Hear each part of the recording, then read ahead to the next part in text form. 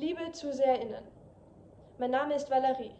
Ich bin 16 Jahre alt und eine von mehreren SchülerInnen, denen in den letzten Monaten im Laufe des Immunocoms Wissen über das Immunsystem und Wissenschaftskommunikation beigebracht wurde. In diesem Video geben wir Ihnen einen kleinen Überblick über das adaptive Immunsystem sowie die Aufgabe der T-Zellen. Schlussendlich präsentiere ich die Forschungsergebnisse einer neuen Studie der Medizinischen Universität Wien unter der Leitung von Frau Dr. Nicole Boucheron, welche heute ebenfalls anwesend ist. Viel Spaß! Hallo, ich bin die Christina und ich bin 16 Jahre alt. Heute gebe ich euch einen kleinen Einblick in das Thema die adaptive Immunabwehr. Unser Immunsystem besteht aus zwei Komponenten, einem unspezifischen und einem spezifischen, auch adaptiv genannten Immunsystem. Beide Teile sind eng miteinander verknüpft und können gemeinsam den Körper vor unerwünschten Eindringlingen schützen. Wenn Pathogene, das sind zum Beispiel Viren oder Gifte, auf unseren Körper treffen, ist die erste Barriere, welche angeboren ist, die sie überwinden müssen, die äußere Barriere. Das ist zum Beispiel die Haut oder die Schleimhaut. Wird diese Barriere überwunden, kommt die adaptive bzw. spezifische Immunabwehr ins Spiel. Die Funktion der adaptiven Immunabwehr besteht darin, eindringende Krankheitserreger und alle von ihnen produzierten toxischen Moleküle zu zerstören. Diese Immunantwort wird im Laufe des Lebens erworben und es kommt zur Ausbildung eines immunologischen Gedächtnisses. Die Makrophagen, Granulozyten, natürlichen Killerzellen, dendritischen Zellen und andere organspezifische Zellen, welche alle angeboren sind, spüren die Pathogene mit Hilfe bestimmter Rezeptoren auf. Die Phagozyten töten die Pathogene entweder direkt ab oder produzieren Zytokine, das sind Botenstoffe. Diese Botenstoffe aktivieren wiederum die B-Zellen, welche im Knochenmark heranreifen, und die T-Zellen, welche im Knochenmark gebildet werden, aber im Thymus heranreifen. Die Antigen präsentierenden Zellen präsentieren den naiven B- und T-Zellen das Antigen in den sekundären lymphatischen Organen. Es kommt zu einer Primärinfektion. Aus B-Zellen werden die Plasmazellen, welche in kurzer Zeit sehr große Mengen an Antikörpern herstellen und ins Blut abgeben. Aus T-Zellen werden T-Gedächtniszellen, die noch lange nach der Infektion im Blut zirkulieren und bei einer erneuten Infektion schneller reagieren können.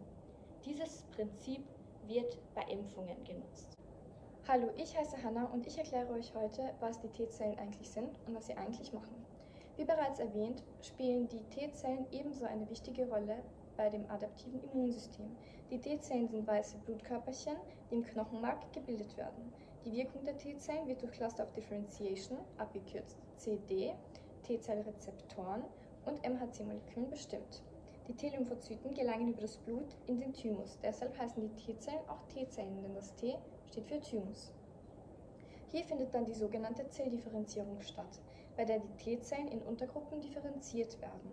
Es gibt eine positive und eine negative Selektion, wobei die negative Selektion Autoimmunerkrankungen verhindert. Die Antigene werden von den T-Zellen über den T-Zellrezeptor erkannt, jedoch müssen die Antigene vorher von der antigenpräsentierenden Zelle angeboten werden. Damit die Bindung zwischen der T-Zelle und der antigenpräsentierenden Zelle stabil ist, beteiligen sich CD4 und CD8-Proteine. T-Zellen, die das CD4-Protein aufweisen, werden als CD4-positive oder T-Helferzellen bezeichnet. Die T-Zellen, die das Oberflächenprotein CD8 aufweisen, werden als T-Killerzellen oder zytotoxische T-Zellen bezeichnet. Diese töten befallene, körpereigene Zellen ab, während die T-Helferzellen helfen, eine spezifische Abwehr mit passenden Antikörpern zu entwickeln.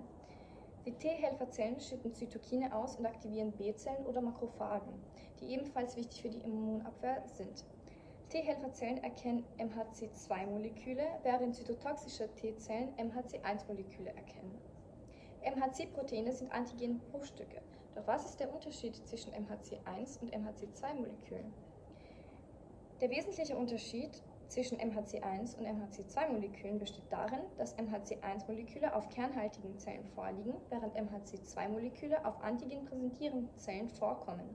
Nachdem die T-Helferzellen differenziert wurden, gelangen sie in das lymphatische System. Es gibt auch noch wenige naive T-Lymphozyten, die noch nicht mit einem Oberflächenprotein eines Erregers in Berührung gekommen sind und daher noch nicht geschult worden sind. Wurde eine T-Helferzelle im Thymus differenziert, gelangt sie in das lymphatische System des Menschen. Zunächst nennt man sie eine naive T-Helferzelle, denn sie hat noch nie das Oberflächenprotein eines Erregers berührt. Ändert sich das, so nennt man sie eine follikuläre T-Helferzelle. Immunologen und Immunologinnen der Medizinischen Universität Wien entdeckten nun ein neues Protein namens RIN-like. Es reguliert follikuläre T-Helferzellen negativ. Doch was bedeutet negativ regulieren? In unserem Körper sind die sogenannten B-Zellen für die Antikörperproduktion zuständig. Bestärkt und aktiviert werden sie wiederum durch die T-Zellen. Vor allem die follikulären T-Helferzellen wissen, wie sie die B-Zellen dazu bekommen, viele und gute Antikörper zu produzieren. Mit dem Steigen von RIN-like sinkt also die Hilfe der follikulären T-Zellen für die B-Zellen. Die Studie veranschaulicht, dass Patienten mit rheumatoider Arthritis ein niedriges Vorkommen von RIN-like haben. Durch das niedrige Vorkommen helfen die follikulären T-Helferzellen den B-Zellen jetzt umso mehr und es entstehen viele und gute Antikörper. Doch wo liegt das Problem? Durch das fehlende Kontrollprotein und die folgenden Antikörper richtet sich unser Körper gegen sich selbst und die Wahrscheinlichkeit für Autoimmunerkrankungen wie rheumatoide Arthritis steigt. Wenn RIN-like, also die Antikörperproduktion, nicht hemmt, so die Annahme, kommt es wahrscheinlicher zu Autoimmunerkrankungen. Sehr geehrte Frau Nicole Boucherat, Sie sind Leiterin der Studie. Wie sind Sie denn auf die Forschungsergebnisse gekommen? Wir sind darauf gekommen in Zusammenarbeit mit Professor Ruth Herbst, mit der wir ganz eng zusammenarbeiten. Und zwar hat sie eben nach Molekülen gesucht, die in der neuromuskulären Synapse eine Rolle spielen. Und dort hat sie eben dieses RIN-like entdeckt. Und überraschenderweise war es in diesem Kontext eben nicht so wichtig und war eher stark exprimiert in Immunzellen. Und so sind wir zusammengekommen und haben angefangen, uns die T-Zellen näher anzuschauen. Das heißt, das Ergebnis war eher überraschend. Es war total überraschend, wir hatten uns das nicht gedacht. Und vor allem, was auch überraschend war, ist es, dass es so T-Zell-spezifisch war. Mhm. Ja. Und Sie haben ja mit Knockout-Studien gearbeitet. Können Sie kurz erklären, was das ungefähr ist? Knockout-Studien, damit kann man eben studieren, wie ein Molekül, zum Beispiel RIN-like, welche Funktion es hat. Weil wenn es abwesend ist, dann sollte man sehen, dass die Funktion der Zellen zum Beispiel gestört ist. Okay. Dankeschön. Bitte.